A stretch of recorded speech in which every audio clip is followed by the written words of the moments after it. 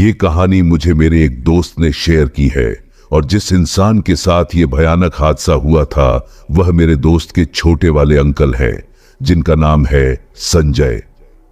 तो मेरा जो दोस्त है वो अपने पूरे परिवार के साथ राजस्थान के जयपुर में रहता है, लेकिन उनका अंकल यानी संजय जयपुर न रहकर राजस्थान के भीलवाड़ा शहर में रहते हैं, जहां कपड़े बनाने का काफी बड़ा कारोबार होता है।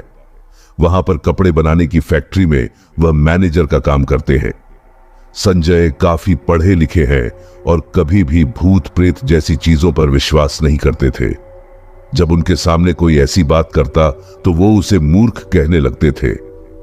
लेकिन एक बार उनके साथ ऐसी घटना घटित होती है जिसके बाद वो आज तक उस सदमे से बाहर नहीं निकल पाए हैं। आज भी जब वो उस जगह की ओर जाते हैं तो उनके मन में भय समा जाता है।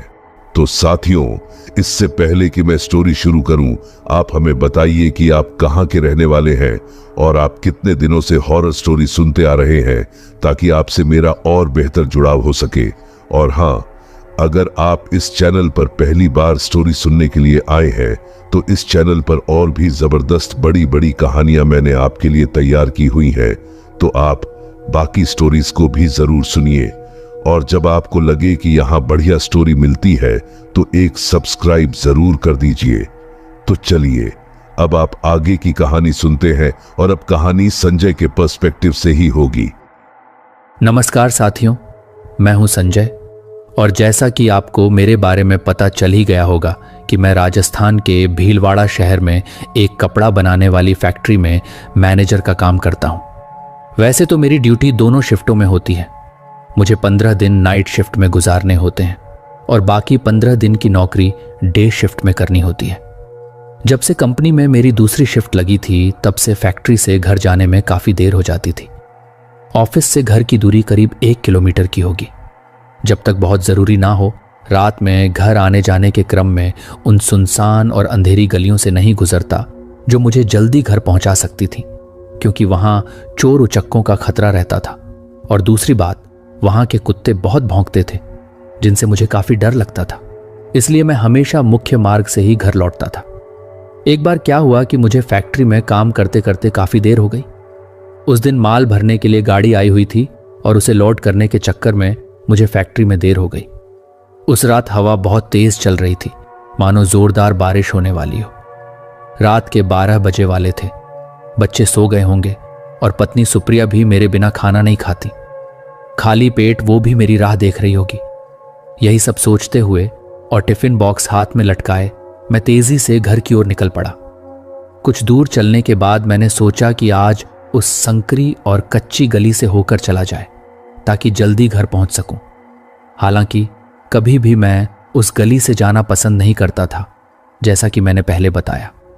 लेकिन आज मुझे देर हो चुकी थी तो मजबूरन मुझे उस गली का रास्ता पकड़ना पड़ा। रात बहुत हो चुकी थी और गली भी सुनसान थी।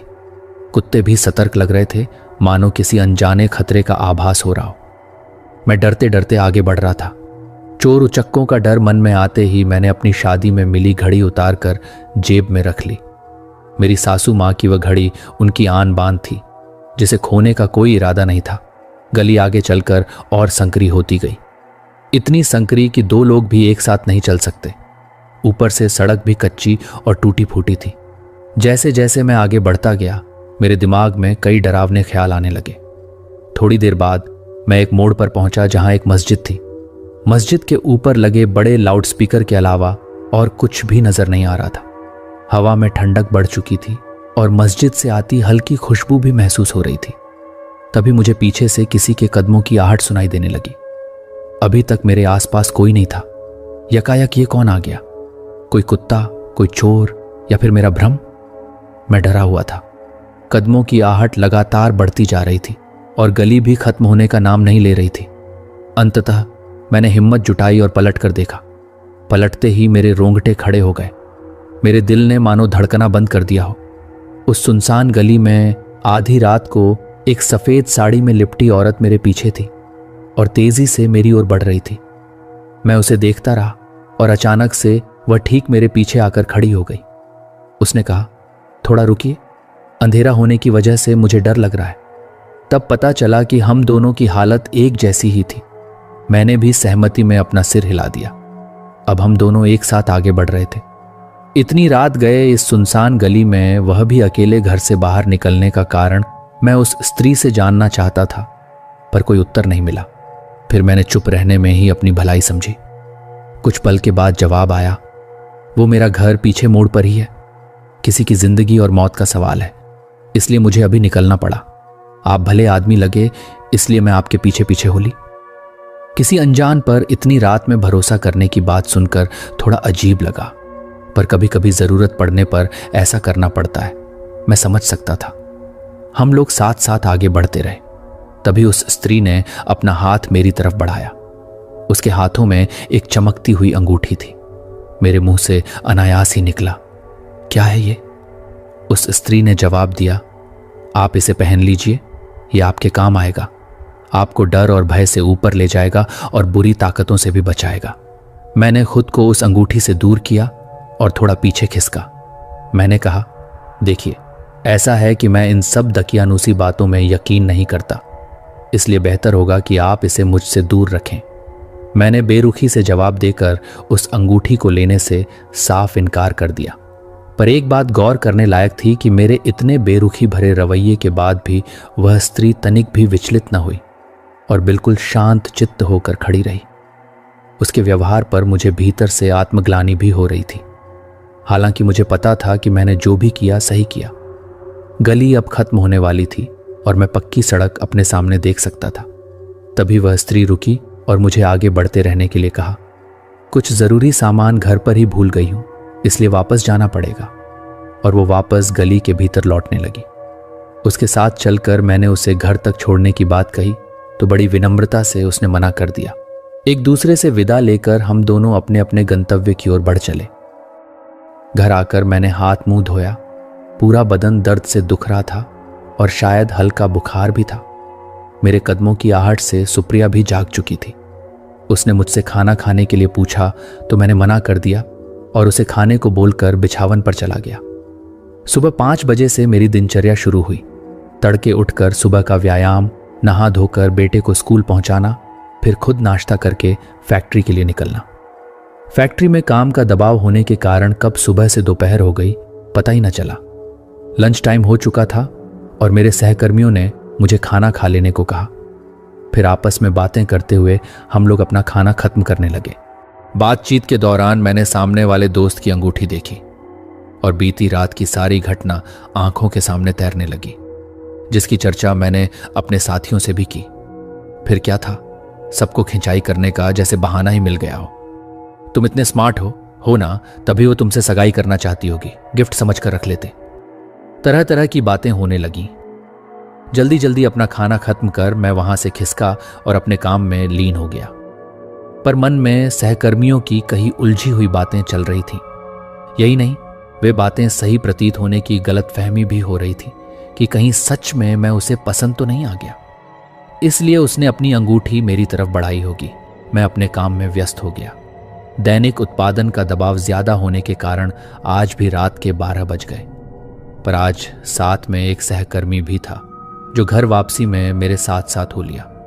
थोड़ी दूर तक साथ चलने के बाद वो अपने घर के लिए दूसरी तरफ मुड़ गया और मेरे सामने फिर से वही संकरी गली थी।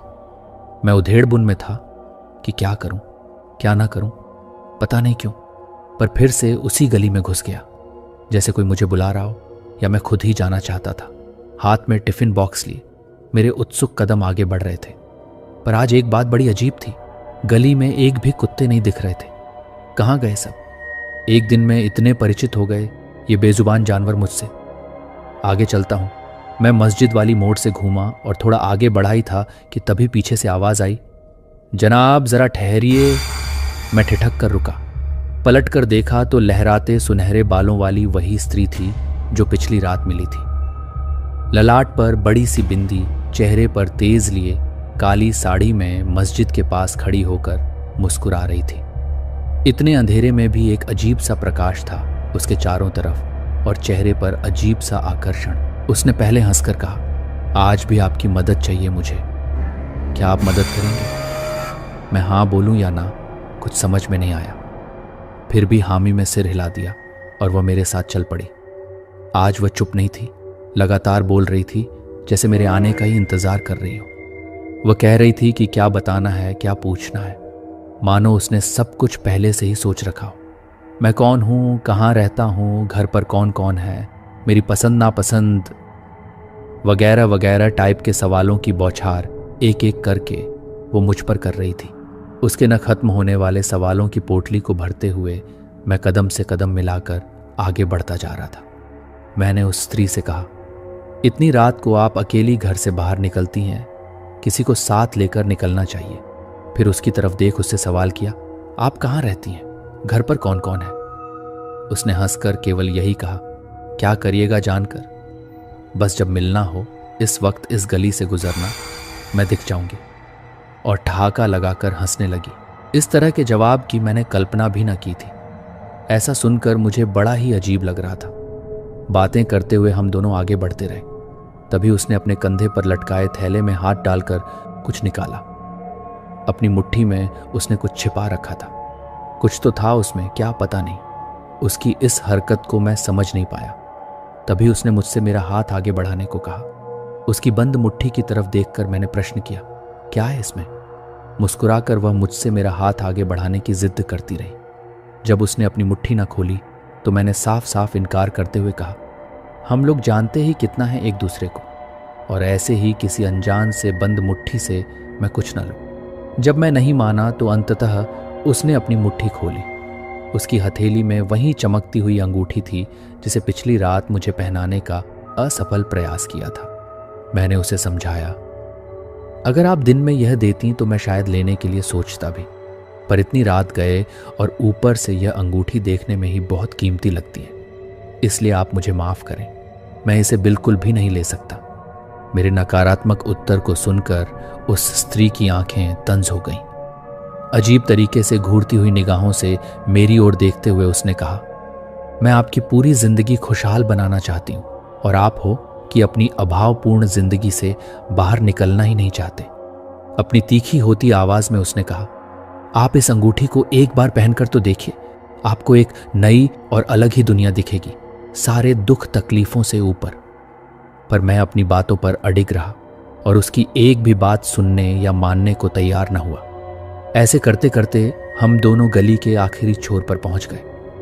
अचानक वह स्त्री बिल्कुल एक जगह स्थिर हो गई, पर मुझे आगे बढ़ते रहने को कहकर खुद वापस अपने घर लौटने के लिए मुड़ी। मैंने प्रश्न किया, क्या हुआ, आप वापस क्यों जा रही हैं? मेरे प्रश्न का बिना कोई उत्तर दिए वह लौटने लगी। उसका ऐसा रवैया मुझे बड़ा ही विचित्र लगा कि जब उसे कहीं जाना ही न था तो आखिर क्यों आई मेरे साथ गली के इस छोर तक। हाँ, लौटते वक्त वह बस एक बात कह गई, जब कभी मिलना हो या ये अंगूठी चाहिए तो इस गली से गुजरना, मैं आपको मिल जाऊंगी। मैं कुछ न बोला और गली से बाहर निकलकर मुख्य मार्ग पर आ गया। बाहर स्ट्रीट लाइट की दूधिया रोशनी में समूची सड़क नहाई हुई थी। रात के सन्नाटे में उस सड़क पर इक्का दुक्का लोग ही आते जाते दिख रहे थे, पर मैं अब थोड़ी राहत महसूस करने लगा था। जो कुछ भी अभी घटित हुआ उसे लेकर मन में 100 सवाल उठ रहे थे। गली को छोड़ कंक्रीट वाले रास्ते पर मैं निकल तो आया था, पर उस स्त्री की उलझी हुई बातें मेरे जहन में चहलकदमी कर रही थी और मुझे बेचैन कर रही थी। आखिर कौन थी वह स्त्री? उसकी मंशा क्या थी? उस अंगूठी में ऐसी क्या बात थी जो मुझे पहनाने की खातिर उसने जिद पकड़ ली? वह हर बार गली के मुहाने तक आकर वापस क्यों लौट जाती रही? ऐसे अनसुलझे ढेर सारे सवाल रास्ते भर मुझे परेशान करते रहे। आखिरकार अपने घर की दहलीज पर पहुंचकर मैंने राहत की सांस ली। घर पहुंचते ही उन फालतू बातों से निजात मिली, पर अब शीत ज्वर ने मुझे जकड़ लिया था। पत्नी सुप्रिया से नजरें बचाकर मैंने दवाई निगली और चुपचाप बिछावन पर आकर लेट गया। लेकिन फिर मैंने खुद को उसी गली में खड़ा हुआ पाया। वहां चारों ओर भयानक सन्नाटा था। रोशनी के नाम पर सिर्फ चांद की हल्की हल्की दूधिया रोशनी पूरे वातावरण में फैली हुई थी। वही कुत्ते जो थोड़ी देर पहले मुझे नजर नहीं आ रहे थे अब वहां दिखने लगे और मुझे देखकर भौंकने लगे। वो कुत्ते देखने में काफी भयानक लग रहे थे, जैसे किसी राक्षस ने उनमें प्रवेश कर लिया हो और वे मुझे फाड़ कर मेरा खून पीने के लिए तड़प रहे हों। यह दृश्य देखकर मैं अंदर से पूरा कांप गया। मैं सोच रहा था कि थोड़ी देर पहले तो मैं यहां से निकल गया था, अब दोबारा इस जगह पर कैसे पहुंच गया। मैंने घर की ओर का रास्ता देखा और मुझे मुख्य सड़क दिखाई देने लगी। मैं वहां से भागने लगा, बस दौड़ता ही जा रहा था पूरे जोश के साथ, पर वो गली खत्म होने का नाम नहीं ले रही थी। तभी मुझे अपने पीछे से किसी के हंसने की आवाज सुनाई दी।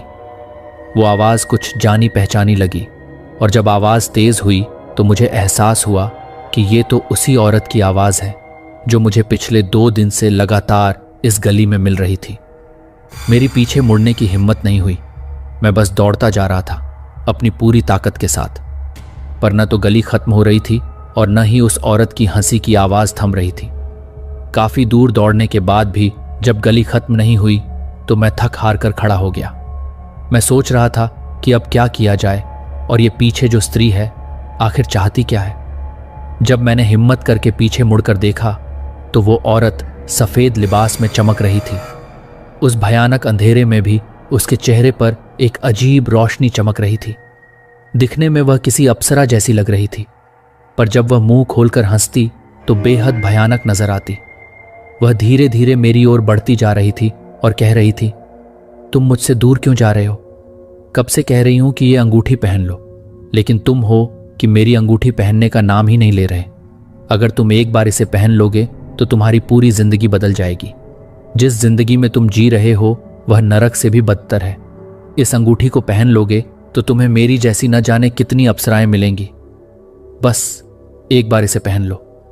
पर उसकी आवाजों का मुंह पर कोई असर नहीं हो रहा था।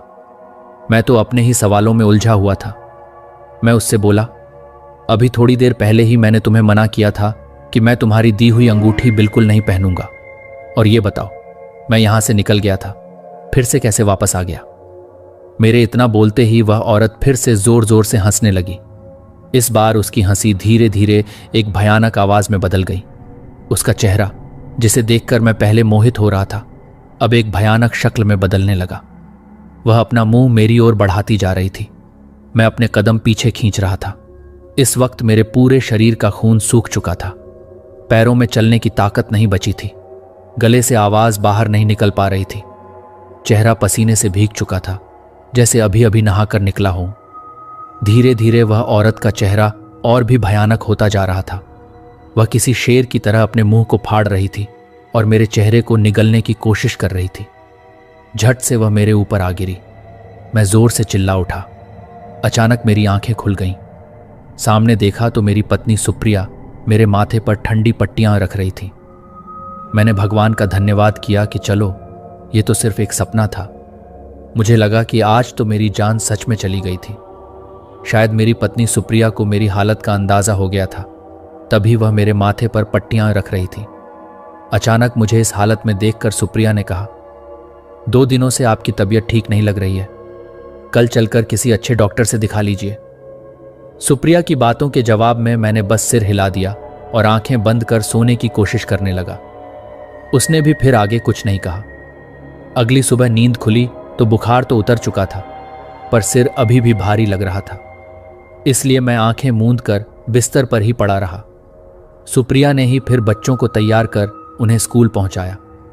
लौटकर जब वह वापस आई तो रसोई के काम में जुट गई। मैं अभी तक बिस्तर पर ही उनींदा पड़ा हुआ था। आज काम पर जाना भी मुश्किल ही लग रहा था। पत्नी की निगाहें रसोई से मेरी थाह लेती रहीं और अपने काम निपटाकर वह मेरे सिरहाने आकर बैठी। उसने पूछा, कुछ बात है क्या?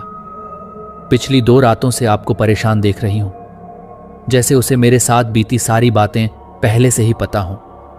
मैंने भी कुछ छिपाना मुनासिब नहीं समझा और बीते 2 रातों से उस गली में हो रही सारी घटनाओं को जस का तस बता डाला।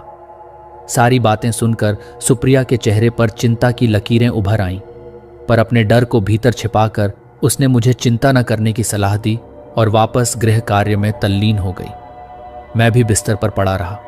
थोड़ी ही देर बाद सुप्रिया की आवाज़ सुनकर मैंने अपनी आंखें खोलीं। उसने कहा, नहा धोकर तैयार हो जाइए, मैंने घर पर किसी को बुलाया है। मेरे पूछने पर उसने बस इतना कहा, जब आएंगे तब खुद ही देख लीजिएगा। सच में घंटे भर बाद दरवाजे पर किसी की दस्तक हुई। अलख निरंजन, घर की चौखट पर खड़े कुल पुरोहित की आवाज सुनकर मैंने उधर पलट कर देखा। सुप्रिया ने उन्हें घर के भीतर बुलाकर उनका आदर सत्कार किया और बैठने के लिए आसन दिया। पर कुल पुरोहित की नजरें जैसे मुझ में कुछ तलाश रही थीं। बड़े ध्यान से वह मुझे ही घूर रहे थे। सुप्रिया ने पुरोहित जी के आगे जलपान परोसा और पेट भर भोजन कराया। तत्पश्चात मेरी ओर देख इशारे से वह उन्हें कुछ बताने की कोशिश करने लगी, पर जैसे कुल पुरोहित की अनुभवी आंखों ने मेरे मन की सारी बातें पढ़ ली थीं। उन्होंने पलके झपकाकर सुप्रिया को शांत रहने का इशारा किया। फिर मुझसे बोले, बेटा, पिछले रातों में घटी सारी बातें मुझे विस्तार से बताओ। मैंने भी कुछ नहीं छिपाया और हर एक बात विस्तार से उन्हें बता दी। सारी बातें सुनकर कुल पुरोहित के चेहरे पर तिरस्कार साफ झलकने लगा था, पर संयम से काम लेकर उन्होंने अपनी शांति को भंग नहीं होने दिया। कुछ देर ध्यान में रहने के बाद उन्होंने अपने थैले से मुट्ठी भर भभूत निकाली और मेरे ललाट पर मल दी। मेरे पास बैठी सुप्रिया की कौतुक भरी निगाहें उन्हें निहारती रहीं। कुछ पल कमरे में सन्नाटा पसरा रहा और फिर कुल पुरोहित की बातों ने उस सन्नाटे को तोड़ दिया। पुरोहित जी बोले, तुम्हारी मुलाकात एक जिन्न से हुई थी। उनके गंभीर होते ही कमरे का माहौल और गंभीर हो गया। वह बोले, गली का आखिरी छोर ही उसका अंतिम दायरा था, इसलिए वह उससे आगे नहीं बढ़ पाई। हवा में फैली वह भीनी खुशबू और अचानक से ठंड का एहसास, ये सब उस जिन्न की उपस्थिति का प्रमाण थे। अपनी अंगूठी के माध्यम से वह तुम्हें उस पारलौकिक दुनिया में ले जाना चाहती थी। अगर तुमने वह अंगूठी पहन ली होती तो बड़ा अनिष्ट हो सकता था। उनकी बातें सुनकर मैं भीतर तक कांप उठा। सुप्रिया ने मेरा हाथ थामकर मुझे सांत्वना दी। पुरोहित जी बोले, अब डरने की कोई बात नहीं है, खतरा टल गया है। पर एक बात का हमेशा ध्यान रखना, रात के समय उस गली में भूल कर भी कदम मत रखना। जिन्न ने अब तक केवल अंगूठी के सहारे अपने साथ ले जाने का प्रयास किया है। बड़े खुशकिस्मत हो कि तुम उस गली के आखिरी छोर पर पहुंच गए थे, इसलिए उसे खाली हाथ लौटना पड़ा। मैंने उन्हें टोक कर पूछा, लेकिन पुरोहित जी, उस गली में तो इतने सारे लोग रहते हैं, उनका क्या? पुरोहित जी मुस्कुराए और बोले, अच्छा ये बताओ, क्या तुमने उस गली में उस स्त्री के सिवा किसी इंसान को देखा था? फिर अपने प्रश्न का उत्तर खुद ही देते हुए बोले, नहीं ना, क्योंकि उस गली में रहने वाले लोग पहले से इस बात को जानते हैं, इसलिए रात में वहां कोई नहीं निकलता सिवाय कुत्तों के। मैंने फिर एक और प्रश्न किया, पुरोहित जी, एक बात मुझे अजीब लगी। पहले दिन जब मैंने उस गली में प्रवेश किया तो ढेर सारे कुत्ते मुझ पर भौंक रहे थे, पर अगले दिन वहां कुत्तों का नामो निशान नहीं था। क्या वह भी उस स्त्री का ब्रह्मजाल था? पुरोहित जी बोले, तुमने सही समझा, वह उस जिन्न का भ्रमजाल था। जिन्न बहुत शक्तिशाली होते हैं, वे किसी पर भी अपना प्रभाव छोड़ सकते हैं और किसी को भी अपने वश में कर सकते हैं। तुम भाग्यशाली हो कि उसके चंगुल से बच निकले। अब कुछ दिनों के लिए अपनी शिफ्ट दिन की लगवा लो ताकि शाम से पहले घर लौट सको। यह कहते हुए पुरोहित जी ने अपने थैले से एक ताबीज निकाला। उस पर मंत्र फूंक कर उन्होंने मुझे दिया। इस बार मैंने मना नहीं किया, बल्कि अपनी बांह आगे बढ़ा दी।